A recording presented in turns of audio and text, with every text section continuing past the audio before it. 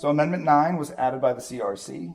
It bans oil and gas drilling in Florida's natural waters and adds vaping to the tobacco ban that's already in the Constitution. Supporters are saying that banning oil and gas drilling is necessary, protects our natural resources, prevents another Deepwater Horizon incident, and that vaping is dangerous and should be outlawed the way that tobacco is. Opponents, on the other hand, point to the rather large oil and gas industry, number of jobs that are created by that industry, and its economic impact on the state and the nation, and that technology is making it safer, and also that we don't really know that much about vaping yet, and it's not entirely sure if it's as dangerous as smoking or not.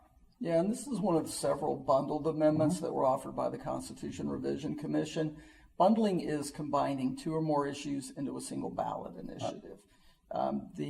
It has been challenged legally, but the Supreme Court has upheld the notion of bundling as long as the language is clear and concise. In this case, it creates a potential conflict for voters in that a voter may have to vote for one measure they don't support in order to get a measure they do support. In this case, the nexus for the bundling was combining a provision that promotes clean water with a provision that promotes clean air. Right, and that's where it gets into an interesting topic: clean water versus clean air. The drilling one in our natural resources might be a little more straightforward. Obviously, that's something that we've dealt with in the past. And this provision would ban drilling in state waters. Right. That's something that they're bringing up at the federal level that they're going to reconsider at later on. But that's the difference. This would be state water ban versus federal water ban. Obviously, this wouldn't necessarily change any transportation or shipping routes, which is really important. But when it comes to clean air, this is obviously a bill that's primarily looking at secondhand effects, not effects to the user, but effects to secondhand. Right. A lot of individuals are using vaping as a secondary method or an alternative method for smoking.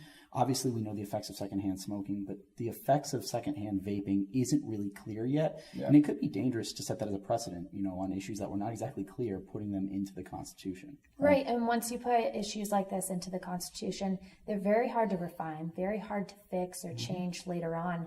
There are statutes already in place for issues like this. Yeah. It's better off that we let lawmakers deal with these issues than for us to put them in the Constitution. And for that reason, TaxWatch is recommending we vote no on this amendment.